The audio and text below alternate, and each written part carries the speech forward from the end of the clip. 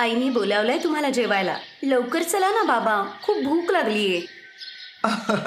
एवढीच भूक लागलीये तर मग तुम्ही दोघी जणी जेवून घ्या की. हो, भूक तर लागलीये, पण आम्ही तुमच्या बरोबरच जेवणार आहोत. अच्छा, मग 2 मिनिटं थांबा. हे एवढं माझं खोदून झालं ना की मग येतो. हा, ठीक आहे बाबा, लवकर करा, नाहीतर जेवण थंड होईल. काव्याचं बोलणं ऐकून हरिया हसतो आणि आपल्या कामाला लागतो. ही गोष्ट हरियाच्याच या दोन्ही मुलींची आहे, ज्यांची नावं आहेत काव्या आणि कीर्ती. या दोन मुलीबरोबर हरिया आपल्या बायकोला घेऊन गावात राहत होता. त्यांच्या घराच्या समोरच त्यांचं खूप मोठं शेत होतं आणि त्या शेताच्या बाजूलाच एक खूप मोठा तलाव होता. मग त्या दिवशी घरी जाताना, बाबा, ही शेती तर आपल्या कामाची आहे, पण हा तलाव आपल्या काही कामाचा नाहीये. तुम्ही याला विकून का नाही टाकत? हो ना, आणि हा विकल्यानंतर आपण त्याच पैशातून छान छान वस्तू विकत घेऊया. असं कधीच करू नका माझ्या पोरींनो. हा तलाव तुमच्या आजोबांची शेवटची निशाणी आहे. कित्येक वर्षांपूर्वी मोठ्या मेहनतीने त्यांनी एकट्यांनी हा खोदला होता. काय, खरंच त्यांनी एकट्यांनीच एवढा मोठा तलाव खोदला? बोलत बोलत हरिया आणि त्याच्या दोन्ही मुली घरी येतात. हरियाची पत्नी गीताने त्यांना सगळ्यांना जेवायला वाढलं आणि सगळे एकत्रच जेवायला बसले. मग जेवत असताना, बाबा पुढे सांगा ना, मग काय झालं? अच्छा, तर तुम्हाला सगळीच गोष्ट ऐकायची आहे. हो बाबा, सांगा ना. मग ऐका. एकदा आपल्या गावामध्ये खूप दुष्काळ पडला होता. खूपच अवघड प्रसंग होता तो. पण त्या कठीण प्रसंगी सुद्धा तुमच्या आजोबांनी हार मानली नाही. त्या वर्षी पाऊस झाला नाही, त्यामुळं कोणाकडे काही करायला कामच नव्हतं. मग काय झालं बाबा? मग आजोबांनी विचार केला, अशी जर परिस्थिती परत झाली तर आपल्याला काहीतरी सोय केली पाहिजे. म्हणून त्यांनी फावडं उचललं आणि आपल्या शेतात तो चालवायला सुरुवात केली. त्या कोरड्या जमिनीत बाबा? हो, कोरड्या जमिनीतच. ते फावडा मारत गेले. गाववाल्यांना वाटलं ते वेडे झालेत. पण असं नव्हतं. कित्येक महिने ते एकटेच ते शेत खोदत राहिले होते. हळूहळू त्या शेताने मोठ्या खड्ड्याचं रूप घेतलं आणि तो तलाव झाला. मग त्याच्यातून पाणी आलं बाबा? असं थोडंच का पाणी येतं? मग त्यांनी वाट बघितली. जेव्हा पाऊस आला तेव्हा सगळेजण बघतच राहिले, कारण पावसानंतर त्या मोठ्या खड्ड्याचा छान तलाव झाला होता आणि त्याच्यात भरपूर पाणी साठलं होतं. तेव्हा कुठे लोकांना कळालं की बाबांनी पावसाच्या पाण्याचा असा साठा तयार केलाय. हेच पाणी पुढच्या वर्षीपर्यंत सगळ्यांना पुरणार होतं. अरे वा, आजोबांनी तर कमालच केली. आता तुमचे आजोबा तर नाहीयेत, पण त्यांनी दिलेला हा तलाव आणि त्यावेळी शिकवलेला हा धडा, कठीण प्रसंगी सुद्धा हार मानायची नाही, ही शिकवण आजही आमच्या बरोबर आहे. हो, बरोबर बोलताय तुम्ही बाबा. ओ, आता गोष्ट झाली असेल तर जेवणही करा. सगळं जेवण थंड झालंय. बाबा, आई खूप चिडलीये वाटतं. काही हरकत नाही. कठीण प्रसंगी हार मानायची नाही. आता लवकर जेवून घ्या, आपल्या हातातून परिस्थिती निसटण्याआधी. हा. काव्य आणि हरिया असं बोलून हसू लागले. काही दिवस असेच निघून गेले. मग एक दिवस गावात पुन्हा एकदा दुष्काळ पडला. परिवारावर खूप मोठं संकट आलं. हरियाला एक आजार जडला होता. या आजारपणामुळे हरियाची तब्येत खूप बिघडली होती. तलावही सुकला होता. हरियाची तब्येत बघून मुली म्हणतात, आई तू काळजी करू नकोस, आपण बाबांना शहरात घेऊन जाऊयात, तिथे त्यांच्यावर उपचार होतील. पण एवढे पैसे कुठे आहेत आपल्याकडे? आपण कर्ज घेऊयात आई, मी आत्ता जाऊन सावकाराला विचारून येते. तू महाबदमाश आहे कीर्ती, जरा जपून बोल. कीर्ती गावातल्या सावकाराकडे गेली आणि त्याला आपल्या घरातली सगळी कहाणी सांगितली. ओहो, हरिया चांगला माणूस आहे, त्यामुळे मी तुला कर्ज देतो. पण त्या बदल्यात काय गहाण ठेवणार आहेस? सांग. आमच्याकडे केवळ एक तलावच आहे काका. अरे, त्या नाल्यासारख्या तलावाचं मी काय करू? त्या बदल्यात कोण काय देणार आहे तुम्हाला? एक काम कर, तुमच्या जमिनीची कागदपत्र मला आणून दे आणि 2 लाख रुपये घेऊन जा, ठीक आहे? कीर्तीला आपली जमीन गहाण ठेवायची नव्हती, कारण त्यांची सगळी कमाई त्यातूनच होत होती. पण मनात नसतानाही तिला आपल्या शेतीची कागदपत्र त्या सावकाराला द्यावी लागली. त्या बदल्यात तिने 2 लाख रुपये घेतले. आई तू काळजी करू नको, आता बाबा पूर्ण बरे होतील. ते आधीसारखेच अगदी ठणठणीत होतील. हो, देव करू आणि असंच हो. थोड्या वेळाने ते सगळेजण शहरात जायला निघतात. ते शहरातल्या एका मोठ्या हॉस्पिटलमध्ये गेले.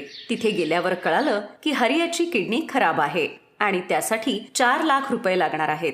आता गीता आणि दोन्ही मुली काळजीत पडल्या. त्यांना काळजी होती की आता उरलेल्या पैशांची व्यवस्था कशी होणार. तेव्हाच तू एक काम कर, तू काव्याला घेऊन गावाला जा. आतल्या खोलीत ती जुनी पेटी आहे ना, त्यात माझे चांदीचे काही दागिने आहेत. लवकर जाऊन ते घेऊन ये. पण आई, त्यांनी काय होणार आहे? आपल्याला पूर्ण 2 लाख रुपये पाहिजेत. अगं काहीतरी तर होईल ना, बाकी नंतर बघूयात. गीताचं बोलणं ऐकून दोघी बहिणी पुन्हा घरी आल्या आणि घरी येताच त्यांनी ती पेटी उघडली. ती पेटी उघडण्याची त्यांची ही पहिलीच वेळ होती. ती पेटी उघडताच त्यातून खूप सारी धूळ उडाली. मग एक लाल रंगाचं छोटं गाठोडं होतं, त्यात गीताचे दागिने होते. अरे देवा, आईच्या लग्नातल्या आठवणी सुद्धा आता आपल्याला विकाव्या लागणार आहेत. देवा, आमची मदत कर रे. कीर्तीच्या डोळ्यात पाणी होतं. तेव्हाच काव्याची नजर पेटीच्या खालच्या बाजूला गेली. तिने पेटीखाली असलेली काठी हलवली. तिथे तिला एक छोटासा डबा दिसला.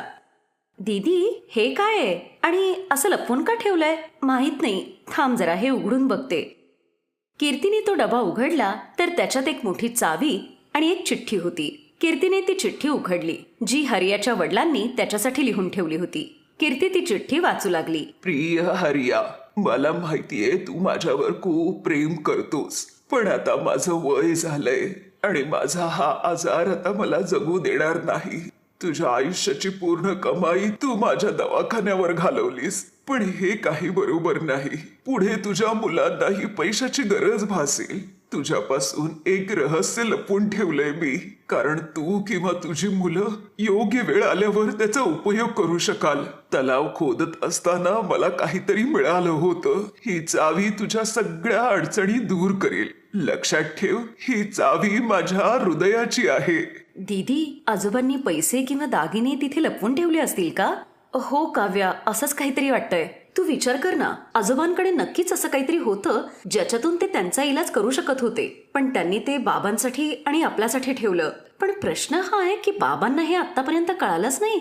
कसं कळणार होतं? इकडे लपवून ठेवली होती ना आजोबांनी ती डबी. ते तर मी आता इथे पाहिलं म्हणून मला कळालं. पण दीदी, या चिठ्ठीच्या शेवटी काय कोडं आहे? आपण आजोबांचं हृदय काढून कुठून आणणार? अगं बुद्धू, ही काहीतरी खूण आहे त्यांची. ही चावी माझ्या हृदयाची आहे याचा अर्थ अशी कुठली तरी वस्तू जी त्यांच्या खूप जवळची आहे. पण त्यांच्या जवळचे म्हणजे केवळ फक्त बाबाच आहेत. पण बाबांना थोडीच चावी लागणार आहे. त्यांच्या जवळचं म्हणजे तो तलावच आहे. एवढ्या मेहनतीने त्यांनी तो खोदला होता. शाबास, एकदम बरोबर बोललीस. पण एवढ्या मोठ्या तलावात आपण ही चावी लावणार कुठे? कुठल्या ठिकाणी? विचार कर कीर्ती, विचार कर. दीदी, चावी तर तलावातच लागेल आणि तलावात नक्कीच अशी कुठली तरी जागा असणार आहे. म्हणजे हिच्यासारखीच अशी जुनी पेटी तिथे असेल तर? पण पूर्ण तलाव शोधायचा म्हणजे खूप वेळ जाईल. हो, आणि डॉक्टरांनी लवकर पैसे मागितलेत. काय करायचं दीदी? आठवलं, मानलं आजोबांना. पण आजोबा खूपच हुशार होते. म्हणजे त्यांनी एकाच कोड्यात 2 उत्तरं दिली आहेत. त्यांच्या हृदयाच्या जवळचं म्हणजे तलाव आणि हृदय अगदी मधोमध असतं, म्हणजेच तलावाच्या मधोमध पेटी असेल. वा दीदी, काय डोकं लावलंयस तू. खरंच दीदी, आजोबा तर खूपच हुशार होते. पण कदाचित त्यांना माहिती असेल की त्यांची येणारी पिढी पण तेवढीच हुशार आहे, म्हणून तर त्यांनी एवढं कोड्यात लिहिलं होतं हे. काव्याचं बोलणं ऐकून कीर्ती हसू लागते आणि मग रात्रीच्या वेळी त्या दोघींनी तलावाच्या मधोमध खोदायला सुरुवात केली. थोडंसं खोदकाम झाल्यानंतर त्यांना खरंच तिथे एक जुनी पेटी मिळाली. तेव्हा त्याच्यात खूप सारे सोन्याची नाणी होती. दीदी, हे सोन्याची नाणी आहेत? हो काव्या, आजोबांनी खरंच सांगितलं होतं की सगळ्या अडचणी दूर होतील. आजोबा तर सोडून गेले, पण आपलं आयुष्य ते खूप सुखी करून गेले. दुसऱ्याच दिवशी कीर्तीने त्यातली काही नाणी सोनाराला विकली आणि त्या बदल्यात खूप सारे पैसे घेतले. त्याच पैशातून तिने वडिलांवर उपचार केले आणि सावकाराचं कर्जही फेडलं. मग एक दिवस घरी, पोरींनो, तुम्ही मला सांगितलं नाही की एवढे पैसे तुमच्याकडे आले कुठून? कीर्तीने आजोबांची चिठ्ठी हरियाला दिली आणि काव्याने त्यांना सगळं काही सांगितलं. हो, पण आता त्या उरलेल्या सोन्याच्या नाण्यांचं आपण काय करणार? आई, आपण त्याच पैशातून हा तलाव अजून मोठा आणि सुंदर बनवूयात. त्याच्यात खूप छान मासे असतील आणि आजूबाजूला मोठं गार्डन बनवून तिथे थंडगार पिण्याच्या पाण्याचे माठेही ठेवूयात. म्हणजे तलावाच्या किनारी कोणी बसायला आलं तर त्यांना थंडगार पाणी मिळेल आणि आजोबांनाही शांती मिळेल.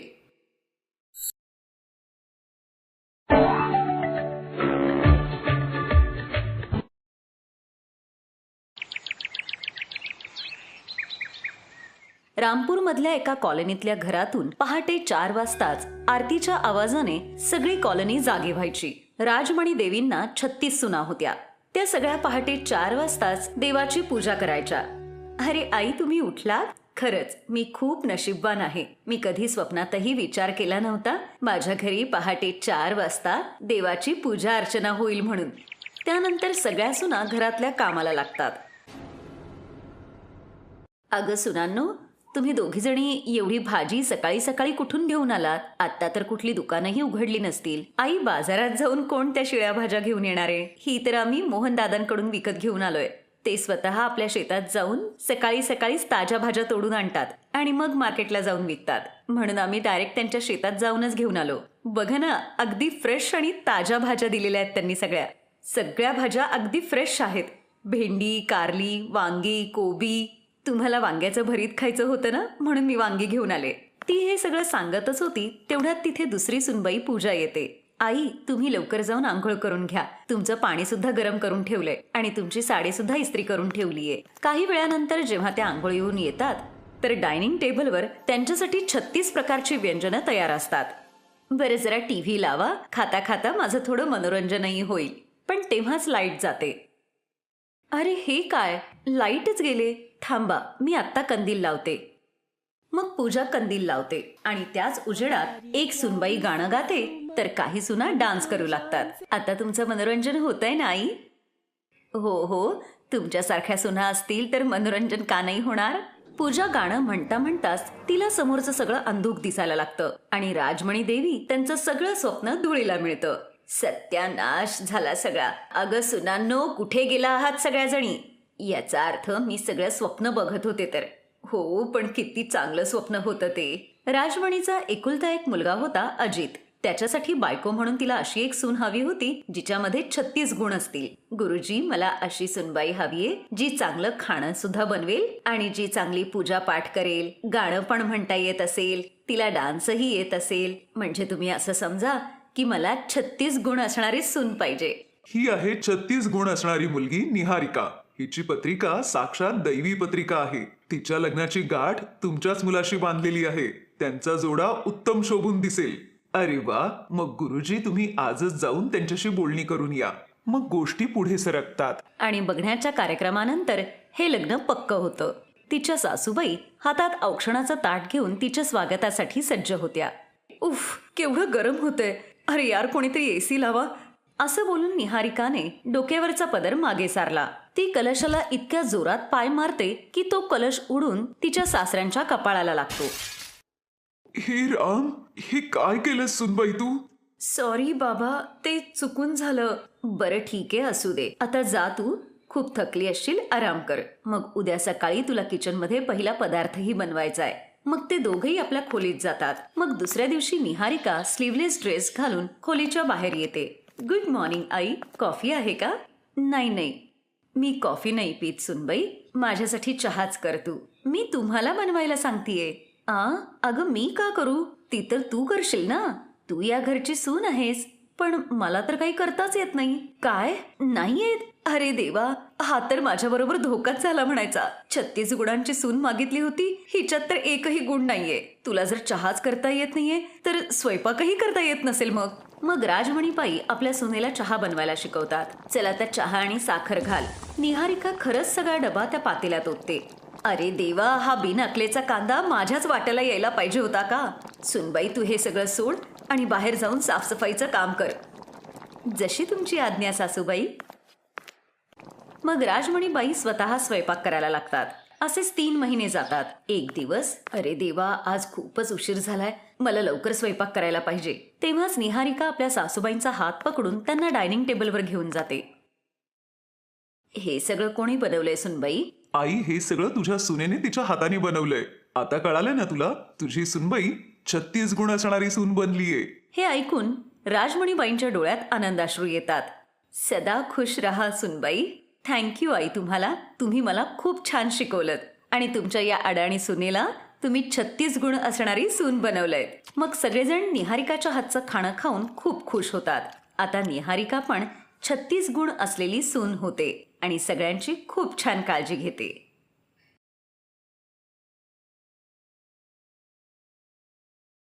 Best buddies. हॅलो मित्रांनो, हा व्हिडिओ पाहिल्याबद्दल धन्यवाद. जर तुम्हाला हा व्हिडिओ आवडला असेल तर कृपया लाईक, सबस्क्राईब आणि कमेंट नक्की करा. आणि हो, शेअर करायला पण विसरू नका. अजून असेच मजेदार व्हिडिओ पाहण्यासाठी खाली दिलेल्या घंटीला दाबा.